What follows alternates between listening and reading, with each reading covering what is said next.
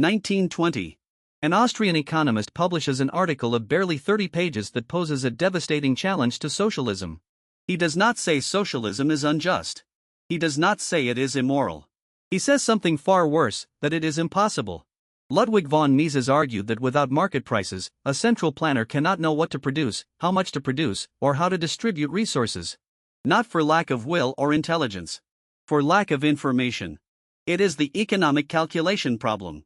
And 70 years later, when the Soviet Union collapsed amid chronic shortages and warehouses full of products nobody wanted, Mises's argument seemed prophetic. Today we explore the Austrian school. Its most brilliant ideas, its most accurate predictions, and the criticisms its followers prefer not to hear. In the previous episode we saw how the marginalists rebuilt economics. Karl Menger was one of the three founders of marginalism. But Menger founded something more, an intellectual tradition that developed in Vienna and took a very different path from that of Jevons or Walras. While the rest of economics became increasingly mathematical, the Austrians distrusted equations. While other economists built equilibrium models, the Austrians insisted the real economy is never in equilibrium. While the mainstream assumed perfect information, the Austrians argued that information is the central problem of any economy. Karl Menger, as we saw, established that value is not an objective property of goods. It does not depend on the labor it costs to produce them or on any intrinsic quality. It depends on how each individual values them in specific circumstances. A glass of water does not have a fixed value. It has a value for you, here, now, given your thirst, your alternatives, and your preferences. Change any of those things and the value changes. This seems evident. But Menger drew a consequence that is not so evident. If value is subjective, then it cannot be meaningfully summed, aggregated, or averaged. My satisfaction from eating an apple and yours are distinct and incommensurable experiences. That has profound implications for any attempt at central planning. If you cannot measure or compare different people's utilities, how do you decide whether society is better off producing more apples or more shoes? Ludwig von Mises, born in 1881 in Lviv, then part of the Austro-Hungarian Empire, took Menger's subjectivity of value and turned it into an argument against socialist planning. His reasoning, published in 1920, runs as follows. In a market economy, prices emerge from millions of voluntary transactions. Those prices contain information about the relative scarcity of resources, about what people want, and about the cost of producing each thing. A central planner who eliminates the market also eliminates prices. And without prices, there is no way of knowing whether resources are being used efficiently. The planner can decide to produce 1 million tons of steel. But should that steel go to trains, to buildings, or to tractors? Without prices reflecting real needs, the decision is necessarily arbitrary. This is not a problem of computational capacity. It is not that the planner's computers are not powerful enough. It is that the information needed does not exist in a centralizable form. It is dispersed across millions of minds and is only revealed through their decisions to buy, sell, invest, and save. The Polish economist Oskar Lang tried to answer Mises by proposing market socialism, a planner who simulates market prices through trial and error.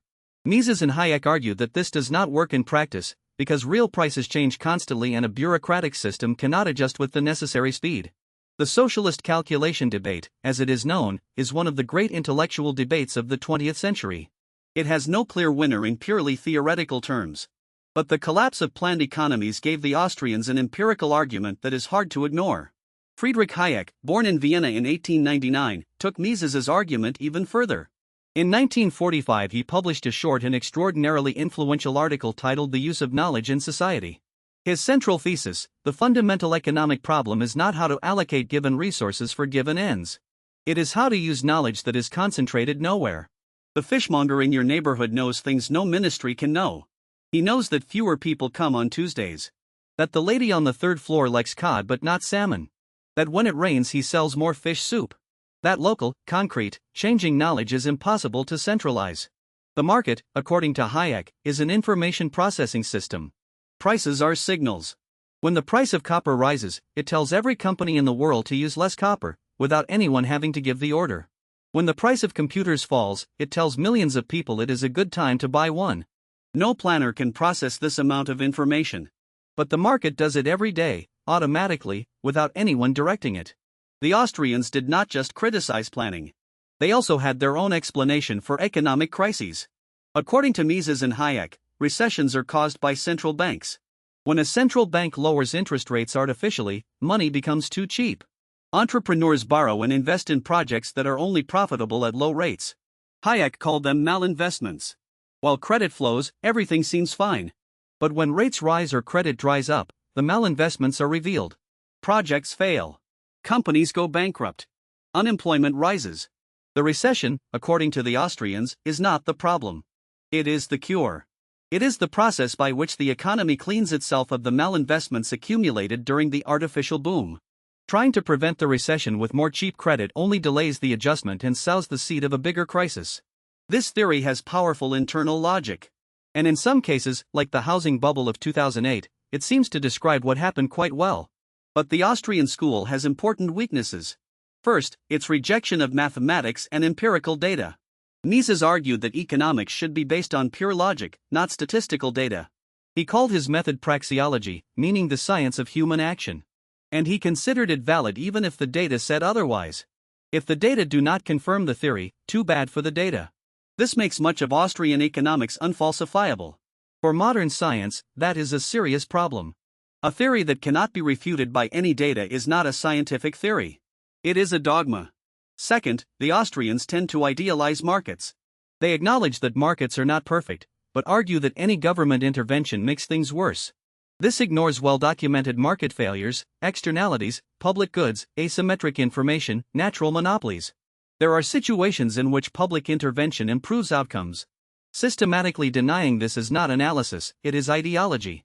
Third, the Austrian prescription for crises is to let the recession run its course. Let companies fail, let unemployment rise, let prices fall until they find their new natural level. That was exactly the policy during the early years of the Great Depression, when U.S. Treasury Secretary Andrew Mellon recommended liquidating labor, liquidating stocks, liquidating real estate, purging the rottenness out of the system. The result was a catastrophe. Millions of people lost their homes, their jobs, and their savings. The economy was not purified. It sank. Fourth, the Austrian school has tended to confuse economic analysis with political prescription. The step from markets process information better than planners to any government intervention is bad is not a logical step. It is an ideological leap. The debate between Austrians and planners is not just academic. It has real consequences for millions of people. When a government decides not to intervene in a crisis because it believes the market will self-correct, the people who lose their jobs and homes pay the cost of the experiment. When a government plans an entire economy and gets it wrong, as happened in the Soviet Union, millions pay with shortages, with lines, and in the worst cases, with their lives. The question is not market or state. It is how much of each, under what circumstances, and with what safeguards. The Austrians are right that dispersed information is a real problem. They are right that markets process that information with an efficiency no planner can match. But it is also true that markets fail. That they produce extreme inequalities. That they ignore externalities. That they can self-destruct in speculative bubbles. And that when they do, someone has to pick up the pieces. 3 ideas to take away from this episode. First, Mises's economic calculation problem is one of the most powerful arguments in the history of economics. Without market prices, a central planner cannot allocate resources efficiently. The Soviet collapse empirically supported this thesis.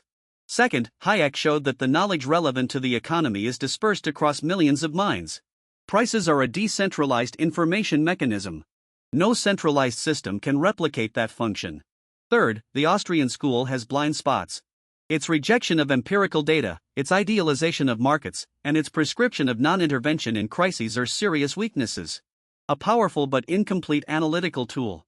The Austrians said markets always know more than governments. Then came the 30s. Millions of people without work.